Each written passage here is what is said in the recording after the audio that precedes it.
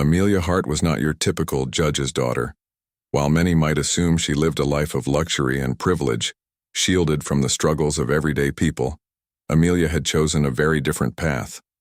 Born into a family where her father, Judge Robert Hart, was known for his stern but fair approach to justice, Amelia grew up understanding the importance of fairness and equality.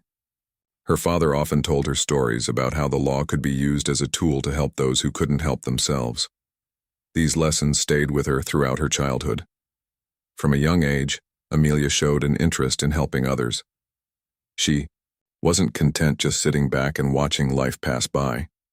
Instead, she wanted to make a difference. After finishing high school, she decided to study social work, much to her father's pride.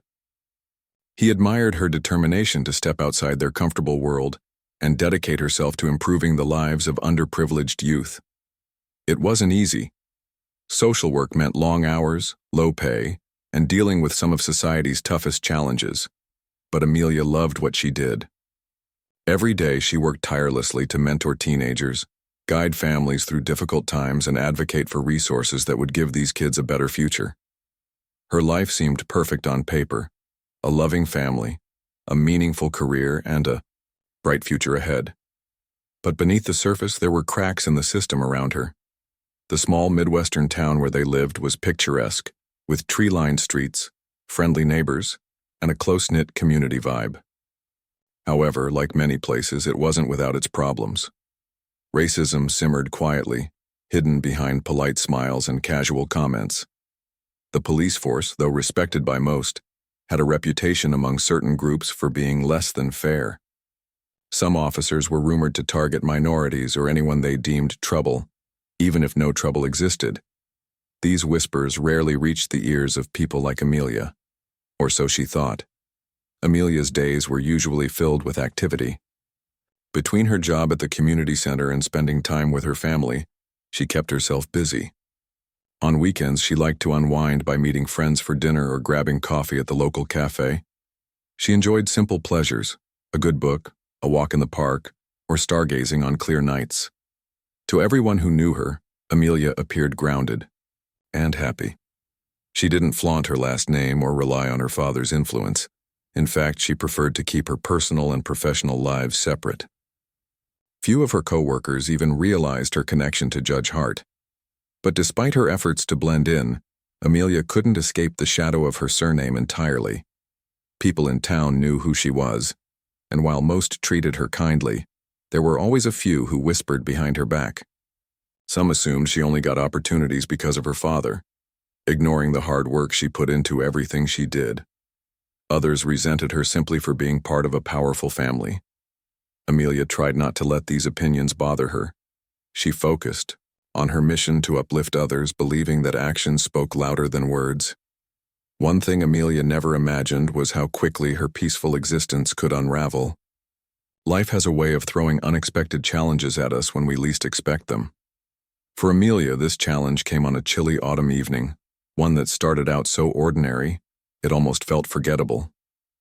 She had spent the day counseling a group of teenagers at the community center, listening to their hopes, fears, and dreams. As the sun dipped below the horizon, casting a golden glow over the town, she decided to meet up with friends at a nearby bar. It was a favorite spot, known for its cozy atmosphere and live music performances. The night began innocently enough. Amelia laughed with her friends, sharing stories and enjoying the band's energetic set. They talked about everything from upcoming holidays to career aspirations. For a few hours, Amelia forgot about the weight of responsibility that sometimes pressed down on her shoulders. She allowed herself to relax and simply be present in the moment. Around midnight, as the crowd thinned and the air grew colder, she said her goodbyes and stepped outside. The streets were quiet, illuminated only by flickering streetlights. Deciding to walk home, it was only a short distance away, Amelia wrapped her scarf tighter around her neck and set off down the sidewalk. The crisp breeze carried the scent of fallen leaves, and she took a deep breath, savoring the calmness of the night. Little did she know, this seemingly routine decision would lead to one of the most harrowing experiences of her life. Unbeknownst to her, 2 police officers were patrolling the area. their patrol car gliding silently along the deserted roads. Officers Mark Grayson and Daniel Reeves were familiar faces in the town, though not necessarily beloved ones. Over the years, rumors had circulated about their behavior, particularly toward individuals from marginalized communities. Some accused them of targeting specific groups unfairly, using their authority to intimidate rather than protect. As Amelia crossed an intersection, she noticed the patrol car slowing down beside her. At first, she didn't think much of it. Maybe they were checking for something unrelated, or perhaps they intended to ask directions. But then Officer Grayson leaned out the window, his voice sharp and commanding. "Ma'am, do you realize you just jaywalked?" he asked, his tone leaving little room for argument. Amelia froze, confused. Jaywalking. She hadn't stepped off the curb until the light turned green. Still, she nodded politely, apologizing for any misunderstanding. What happened next unfolded rapidly. Grayson's partner, Officer Reeves, exited the vehicle, approaching her with an intensity that made her heart race. "Do you know who we are?" he demanded, his eyes narrowing. Amelia shook her head, unsure of what he meant. "We're the ones enforcing the law here," he continued, his voice rising. When she tried to explain that she hadn't done anything wrong, their demeanor shifted. Suddenly, they weren't just questioning her, they were accusing her. And before she could fully process what was happening, Amelia found herself handcuffed, shoved into the backseat of the patrol car, and driven away. This shocking turn of events marked the beginning of a nightmare that would test Amelia's strength, resilience, and faith in the justice system. What should have been a quiet walk home turned into a pivotal moment that would change her life, and the lives of countless others, forever. The night air was cool and crisp as Amelia stepped out of the bar, her breath visible in soft puffs under the dim glow of the streetlights. She pulled her scarf tighter around her neck, shielding herself from the chilly breeze that carried the faint scent of autumn leaves. The streets were quiet now, most of the town's residents tucked away in their homes for the evening. Only a few cars passed by, their headlights briefly illuminating the pavement before disappearing into the distance. It felt peaceful, a moment of calm after a long day filled with work and laughter. Amelia glanced at her watch. Midnight had just struck, but she wasn't tired yet. Walking home seemed like the perfect way to wind down. Her apartment was only a few blocks away, close enough to make driving unnecessary and far enough to enjoy the solitude of the empty streets. As she started walking, she let her thoughts drift. She replayed snippets of the conversations she'd had with her friends earlier, jokes shared over drinks, stories about work mishaps, plans for upcoming weekends.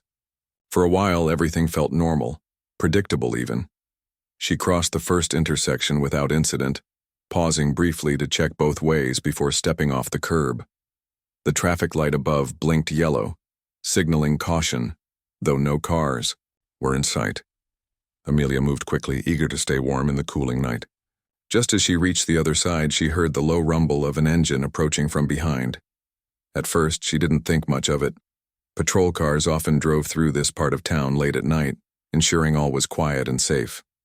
But when the vehicle slowed down beside her instead of continuing forward, her curiosity turned to mild concern. A spotlight clicked on, momentarily blinding her as it swept across her face. Instinctively, she shielded her eyes with one hand, squinting against the brightness. Through the glare, she saw two figures sitting inside the car, one behind the wheel and another leaning slightly toward the passenger side window. The man closer to her spoke first, his voice sharp and abrupt. "Ma'am, do you realize you just jaywalked?" Amelia froze, taken aback by the accusation. Jaywalking? She replayed the last few seconds in her mind. She had waited for the light to change before crossing, hadn't she?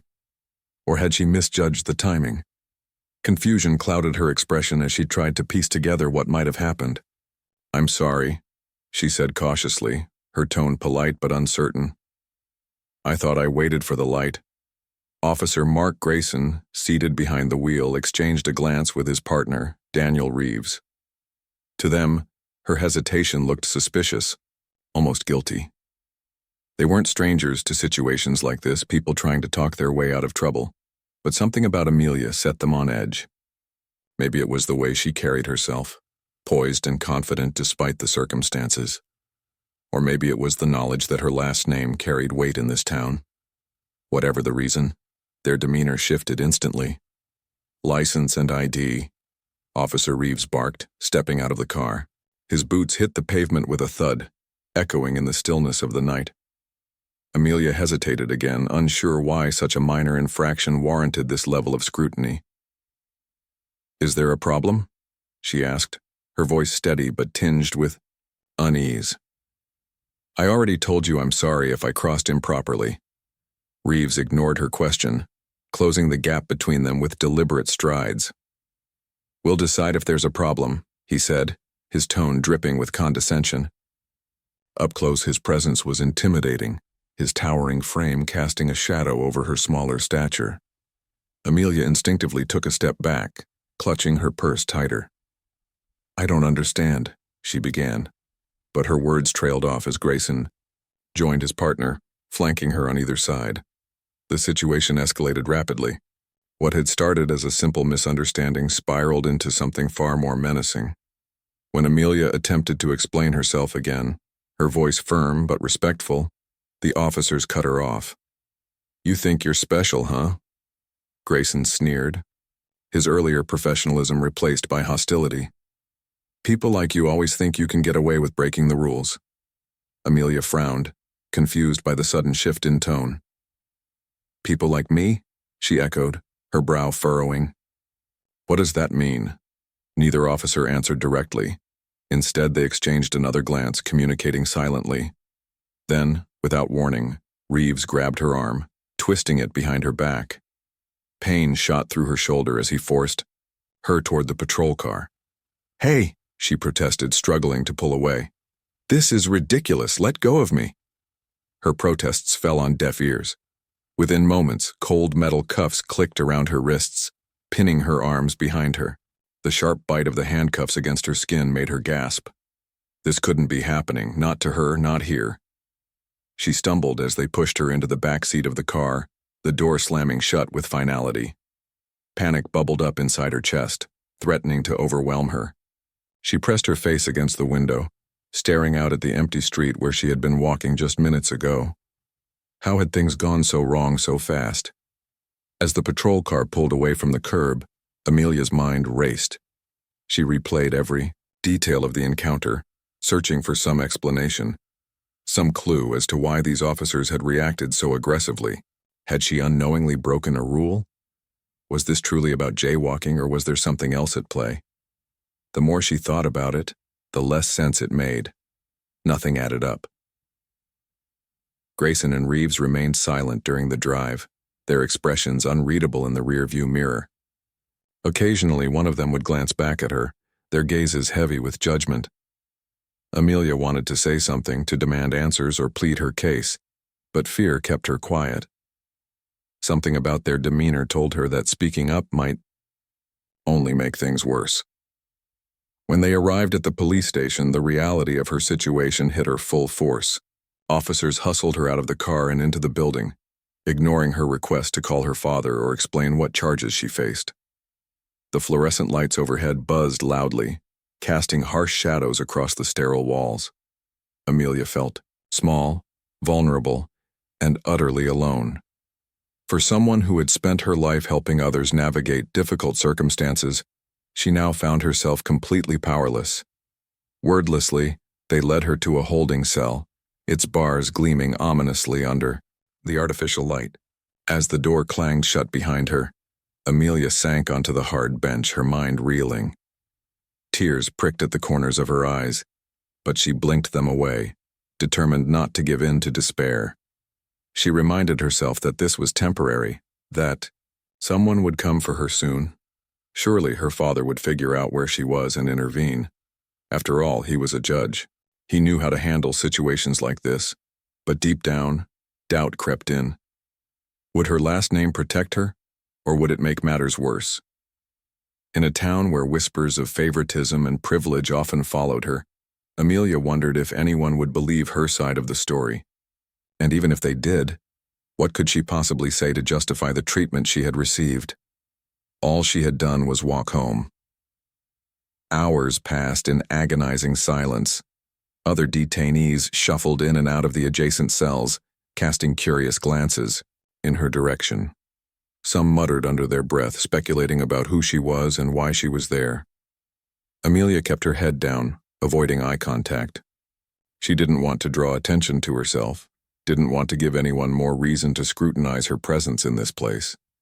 Despite the chaos swirling around her, one thought remained clear. This wasn't right. No matter what mistakes she may or may not have made, nothing justified the way she had been treated. As the night wore on, anger began to replace fear. Anger at the officers who had violated her rights. Anger at a system that allowed such behavior to go unchecked. And anger at herself for not fighting harder in the moment. By the time dawn broke, Amelia's resolve had hardened. If no one else would stand up for her, she would have to stand up for herself. Little did she know, this decision would spark a chain reaction, one that would expose the cracks in the foundation of her seemingly idyllic town and ignite a movement for change. The hours Amelia spent in the holding cell felt like an eternity. The cold, hard bench beneath her offered no comfort, and the metallic scent of the bars surrounding her was suffocating. Every sound, the clanging of doors, the muffled voices of officers, the distant hum of fluorescent lights, seemed amplified in the eerie stillness of the station. Her mind raced with questions. Why had they arrested her? What were they planning to do next? And most importantly, how could this have happened to someone like her? Amelia tried to remain calm, reminding herself that panic wouldn't help. She replayed the events leading up to her arrest over and over again in her head, searching for answers. She hadn't resisted. She hadn't been aggressive. All she'd done was walk across the street, a simple act that shouldn't have warranted handcuffs or a trip to jail. Yet here she was, trapped in a place she never imagined she'd end up. Her thoughts turned to her father. Judge Robert Hart was a man who commanded respect in their town. People admired him not just because of his position, but also because of his integrity and fairness. He had always taught Amelia the importance of standing up for what was right, even when it was difficult. Justice isn't about power, he used to say. It's about doing what's fair no matter who you're dealing with. Those words echoed in her mind now, giving her a sliver of hope. Surely her father would come through for her. He'd figure out where she was and make sure she got home safely. But as time dragged on, doubt began to creep in. Would her last name protect her, or make things worse? In a town where privilege often bred resentment, Amelia knew there were people who resented her family. Some whispered that Judge Hart played favorites, using his influence to tip the scales in favor of those he deemed worthy. Others accused him of being too soft on criminals, claiming he cared more about rehabilitation than punishment. While Amelia had always dismissed these rumors as baseless gossip, she couldn't ignore the possibility that they might color how others viewed her situation. Meanwhile, Officers Grayson and Reeves seemed determined to prove their authority. After locking her in the cell, they left her alone for a while, perhaps assuming she'd break down under the weight of uncertainty. But Amelia refused to give them the satisfaction. Instead, she sat upright, her back straight, refusing to let fear consume her. She focused on breathing deeply, counting each inhale and exhale to steady her nerves. When one of the officers finally returned, it was Officer Reeves. His expression was unreadable as he unlocked the cell door and motioned for her to follow him. Amelia hesitated for a moment before complying, unsure of what awaited her next. They led her down a narrow hallway lined with closed doors, the echo of their footsteps bouncing off the walls. The air smelled faintly of cleaning supplies, masking whatever tension lingered beneath the surface. They stopped outside an interrogation room, its single table and 2 chairs stark against the pale walls. Reeves gestured for her to sit, then took a seat across from her. For several minutes, neither of them spoke. The silence stretched uncomfortably, broken only by the occasional squeak of Reeves' chair as he shifted his weight. Amelia kept her gaze steady, meeting his eyes without flinching. She wasn't going to let him intimidate her. Finally, Reeves leaned forward, resting his elbows on the table. "You know why you're here, don't you?" he asked, his tone laced with accusation. Amelia shook her head. No, I don't, she replied firmly. I was walking home and you stopped me for jaywalking. That's all. Reeves smirked, clearly unconvinced. Jaywalking doesn't usually land people in cuffs, he said, unless they resist arrest. I didn't resist, Amelia shot back, her voice rising despite her best efforts to stay composed. You grabbed me before. I even had a chance to explain myself. Reeves shrugged as if her protest meant nothing. That's not what it looked like to us. Amelia clenched her fists under the table, frustration bubbling inside her. It was clear that nothing she said would change their minds. These officers weren't interested in hearing her side of the story. They were determined to paint her as guilty, no matter the truth. The realization made her stomach churn. As the interrogation continued, Grayson joined them, adding another layer of pressure. Together they peppered her with questions, many of which seemed designed to trip her up rather than uncover facts. Did she regularly walk alone at night? Had she consumed alcohol earlier? Was she aware of any ongoing investigations involving her family? Each question felt like a trap, forcing her to tread carefully with every response. Despite their tactics, Amelia held her ground. She answered honestly, sticking to the facts as she remembered them. But the more they pressed her, the angrier she became. It wasn't just about her anymore. It was about the countless others who must have faced similar treatment. How many people had been silenced, intimidated, or mistreated by these men, simply because they lacked the resources or connections to fight back. By the time the interrogation ended, exhaustion weighed heavily on Amelia. They escorted her back to the holding cell, leaving her once again to sit in silence. This time, however, she wasn't alone with her thoughts for long. A commotion erupted near the front desk, drawing the attention of everyone in the station. Voices rose sharply, followed by hurried footsteps echoing down the hallway. Moments later, Judge Hart appeared, his face a mix of fury and relief. Behind him stood two uniformed officers looking visibly uncomfortable. The sight of her father brought tears to Amelia's eyes, though she blinked them away quickly. She didn't want him to see her cry. Not here. Not like this. Amelia, he called out, rushing toward her as soon as he spotted her through the bars. Are you all right? She nodded, forcing a weak smile. I'm okay, Dad. Just tired. Judge. Hart turned to the officers accompanying him, his voice sharp with authority. Explain yourselves. Right now. One of the officers hesitated before speaking. Sir, your daughter was brought in for resisting arrest after allegedly committing a traffic violation. A traffic violation? Judge Hart repeated incredulously. You mean jaywalking? That's what this is about? The officer shifted, uncomfortably. There may have been additional factors involved. Additional factors? Judge Hart interrupted, his voice rising. Like what? My daughter is a law-abiding citizen who has done nothing wrong. If you've mishandled this situation, there will be consequences. The room fell silent, the gravity of Judge Hart's words sinking in. Even Grayson and Reeves, who had been lurking nearby, exchanged uneasy glances. They knew better than to cross a man of his stature and reputation. For Amelia, watching her father assert himself was both comforting and infuriating. On one hand, she was grateful to have someone fighting for her. On the other, she hated that it had come to this, that she needed her father's intervention to secure her freedom. She wanted to believe that justice should apply equally to everyone, regardless of their background. Yet here she was, relying on privilege to escape a predicament that shouldn't exist in the first place. Eventually, after much back and forth, Judge Hart managed to secure Amelia's release. The officers reluctantly uncuffed her and handed over her belongings, avoiding eye contact as they did so. As they walked out of the station together, Amelia felt a wave of conflicting emotions. Relief washed over her, but it was tinged with anger. At the system, at the officers, and at herself for feeling powerless throughout the ordeal. Back at home, Judge Hart insisted Amelia rest while he handled the fallout. But sleep eluded her. Her mind buzzed with thoughts of what had happened and what it meant. She realized that her experience was far from unique. Countless others had likely faced similar injustices, their stories buried beneath layers of bureaucracy and bias.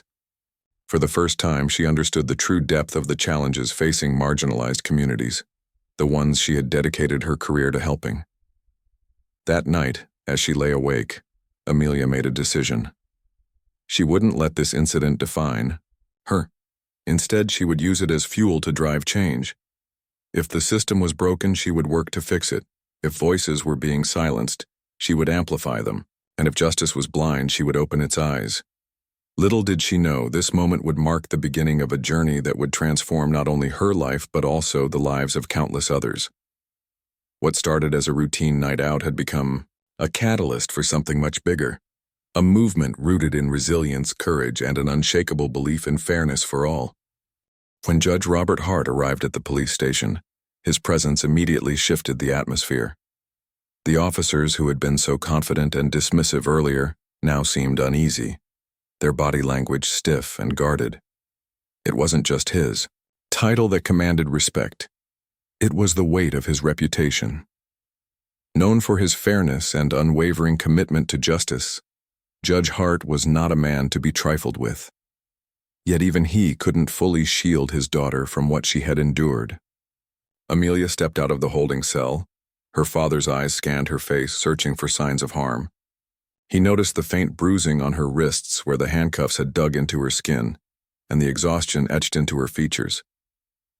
Despite her attempts to appear strong, he could see the toll this ordeal had taken on her.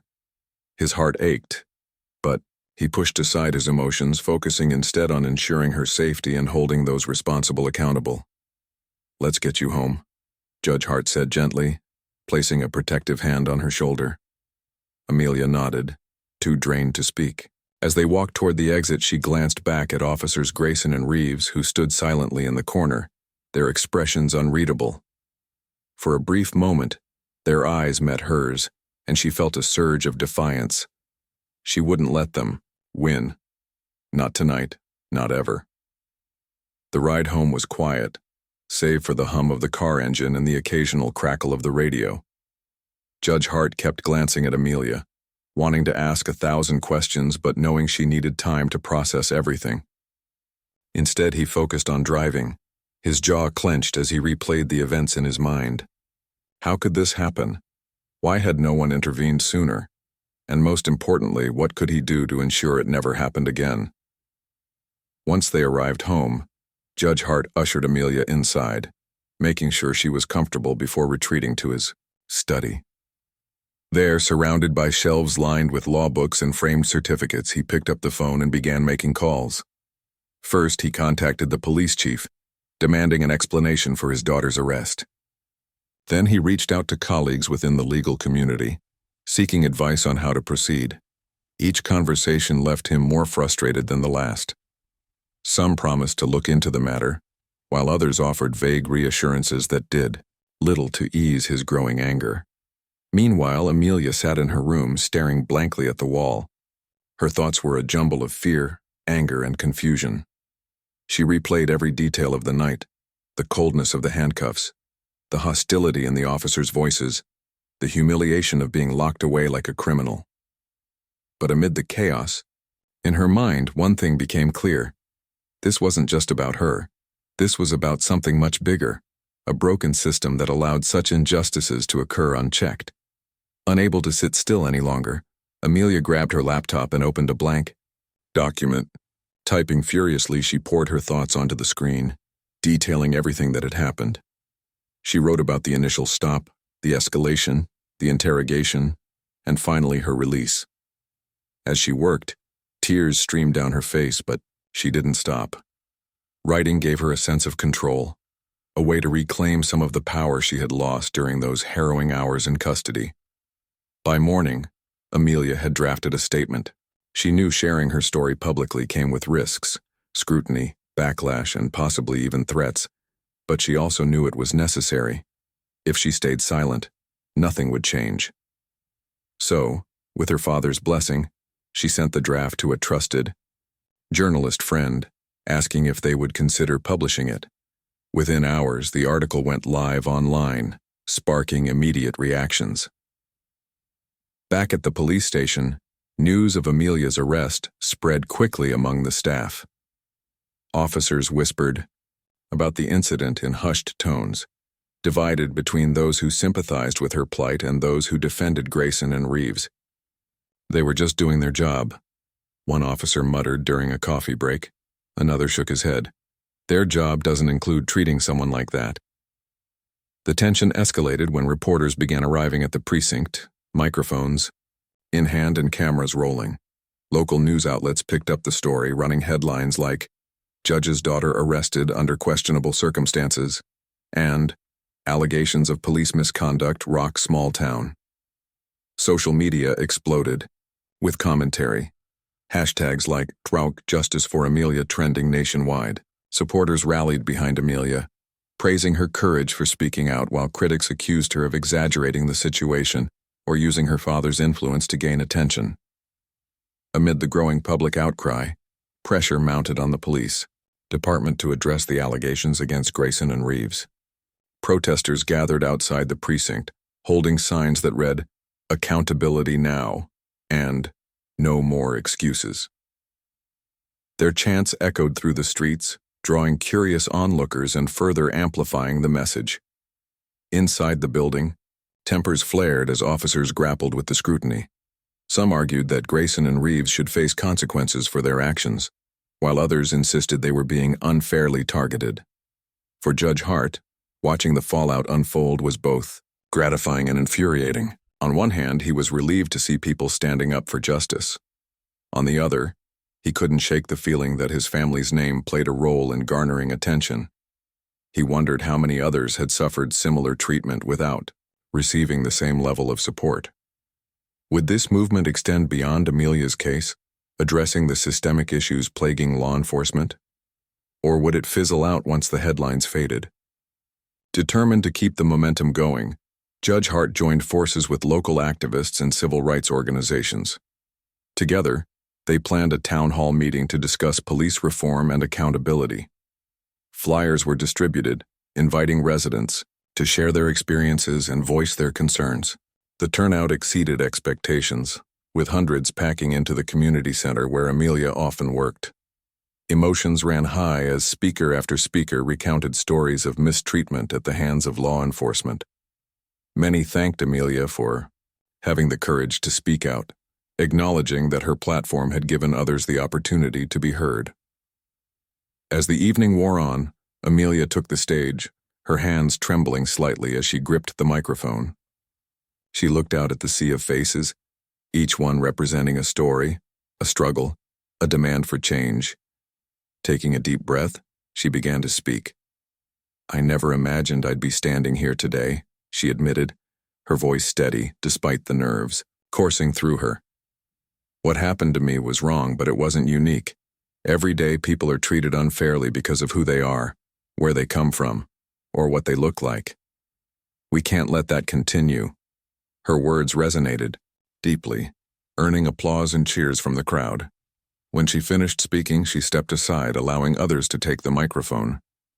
One by one, they shared their grievances, their hopes, and their determination to create a better future. By the end of the night, a sense of unity filled the room, a collective resolve to fight for justice. In the days that followed, the ripple effects of Amelia's arrest continued to spread. Politicians weighed in, calling for investigations and reforms. Community leaders organized workshops and training sessions aimed at fostering dialogue between law enforcement and citizens. Even the governor issued a statement, pledging support for initiatives designed to address systemic racism and abuse of power. Yet despite the progress, challenges remained. Grayson and Reeves denied all wrongdoing, claiming they acted according to protocol. Their attorneys argued that the video footage circulating online was misleading, taken out of context to paint them in a negative light. Behind closed doors, tension simmered as supporters of the officers clashed with advocates for reform. For Amelia, navigating this new reality was daunting. She received messages of encouragement from strangers across the country, thanking her for inspiring them to speak up. But she also faced criticism and skepticism, with some accusing her of exploiting her privilege or seeking revenge. Through it all, She held on to the belief that her experience could serve as a catalyst for meaningful change. One afternoon, as she scrolled through social media, Amelia came across a comment that stopped her in her tracks. "If this can happen to someone like her," the user wrote, "imagine what happens to those without a voice." The words struck a chord, reminding her why she had chosen to share her story in the first place. Justice wasn't just about individual cases. It was about creating a world where everyone, regardless of their background, could feel safe and valued. With renewed determination, Amelia threw herself into advocacy work.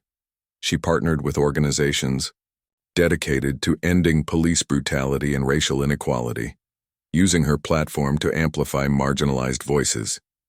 She spoke at rallies, attended meetings, and collaborated with policymakers to draft legislation aimed at increasing transparency and accountability within law enforcement.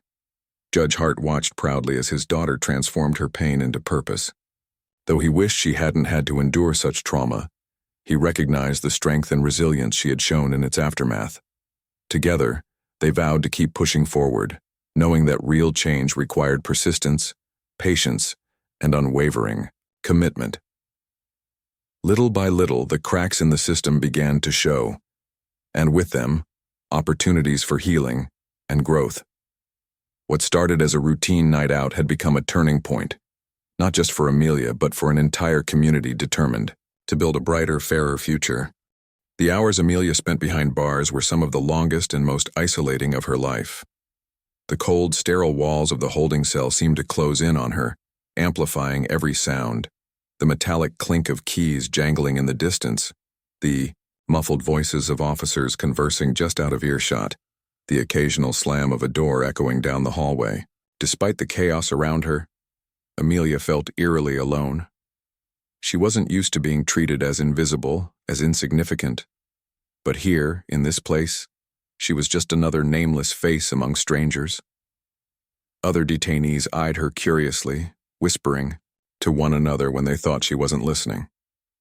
Some recognized her last name. Others didn't, but could tell she didn't belong there. "Isn't that Judge Hart's daughter?"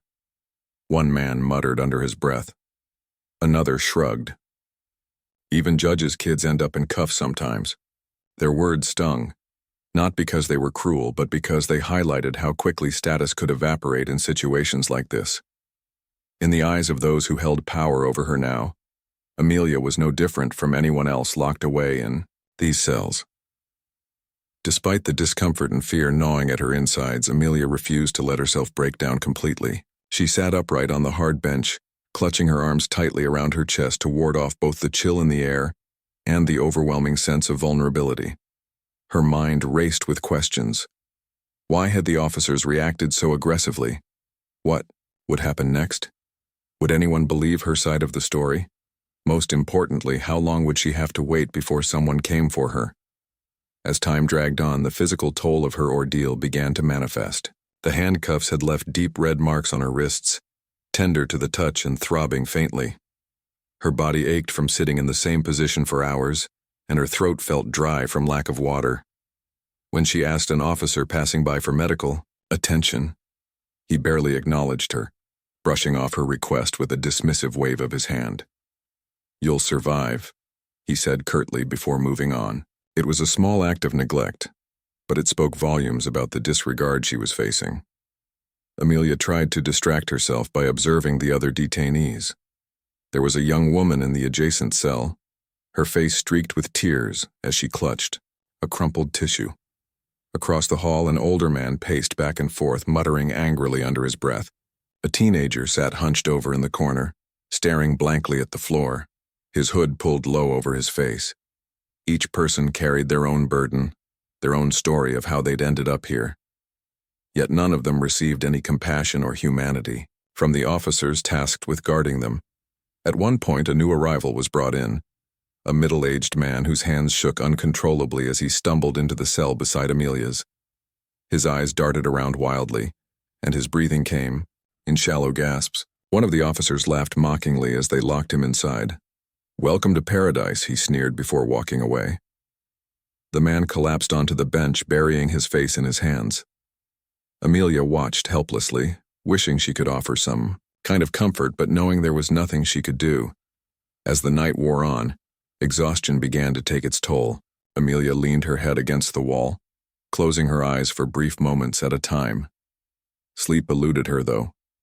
Every creak of footsteps or rattle of keys jolted her awake, her heart pounding as she wondered if it was finally her turn to be released. The uncertainty was unbearable, leaving her trapped in a limbo between hope and despair. By morning, Amelia's resolve had hardened. She realized that pleading for fairness or kindness from the officers was futile. They weren't interested in seeing her as anything more than a prisoner. Instead, she focused on maintaining her dignity, refusing to let them strip her of her self-worth. When breakfast trays were handed out, meager portions of stale bread and lukewarm coffee, she accepted hers without complaint, even though hunger pangs gnawed at her stomach. She avoided making eye contact with the officers, choosing instead to observe them silently, memorizing their faces and mannerisms. Someday, she promised herself, she would make sure they couldn't treat anyone else this way.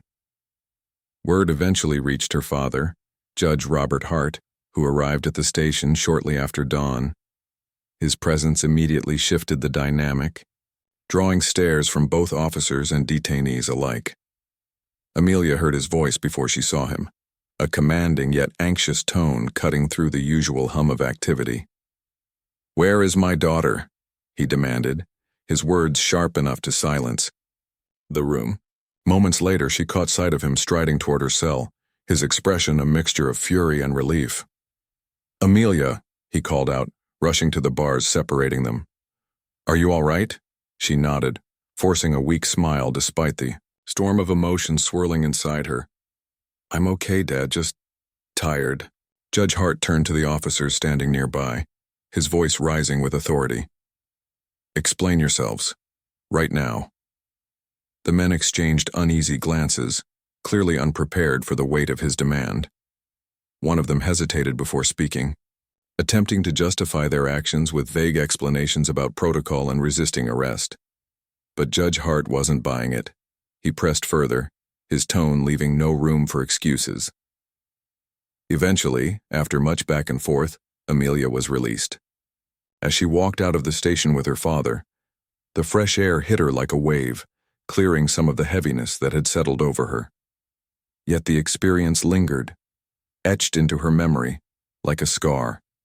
She knew she wouldn't forget what had happened.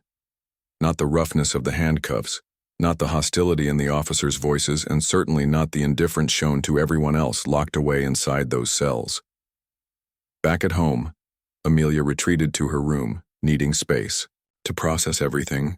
Her father checked on her periodically, offering quiet support without pushing her to talk. For hours, she lay on her bed, staring at the ceiling, replaying the events of the past day in her mind. She thought about the young woman crying in the cell next to hers, the teenager with the hood pulled low, the shaking man who couldn't stop muttering to himself. How many of them had families waiting for them? How many had been arrested unfairly just like she had? That evening, unable to sit still any longer, Amelia grabbed her laptop and began researching cases of police misconduct. She scoured news, articles, court documents, and social media posts, piecing together stories of individuals who had faced similar injustices. What she found shocked her, not just the sheer number of incidents but also the patterns that emerged. Many involved racial profiling, excessive force, or outright abuse of power. And in nearly every case, the victims struggled to find justice, their complaints dismissed or ignored by the very systems meant to protect them. Amelia realized that her experience was far from unique. If anything, she had been fortunate. Her last name had given her a platform, a chance to speak out and demand accountability. But what about those without such privilege? Who would fight for them? Determined to use her voice for good, Amelia drafted a plan. She decided to start documenting stories of injustice, shining a light on the systemic issues plaguing law enforcement. She reached out to local activists, journalists, and organizations dedicated to reform, seeking guidance on how to amplify marginalized voices. Slowly but surely, she began building a network of allies. all united by the shared goal of creating change. Her advocacy work started small, with social media posts sharing resources and raising awareness. But as word spread, more people joined her cause. Friends, colleagues, and even strangers reached out, thanking her for giving them hope and offering to help however they could. Together they organized rallies, petition drives, and community meetings aimed at fostering dialogue and pushing for policy changes. Through it all, Amelia remained acutely aware of the responsibility that came with her platform. She knew she couldn't erase the trauma of her arrest, nor could she single-handedly fix a broken system, but she could keep showing up, keep speaking out, and keep reminding others that they weren't alone. Justice might feel distant, but it was worth fighting for, and Amelia was determined to lead the charge. As days turned into weeks, Amelia's efforts gained momentum. Local news outlets picked up her story, highlighting her transformation from victim to advocate. People across the country followed her journey, inspired by her courage and resilience. Even critics who initially doubted her intentions began to acknowledge the impact she was having, recognizing that her fight extended far beyond her personal experience. For Amelia, the road ahead was uncertain. There would be setbacks, challenges, and moments of doubt. But she had found her purpose, and nothing, not fear, not fatigue, not even the lingering scars of her arrest, would stop her from pursuing it. Behind every locked door, she believed, was a story waiting to be told. And she was ready to listen.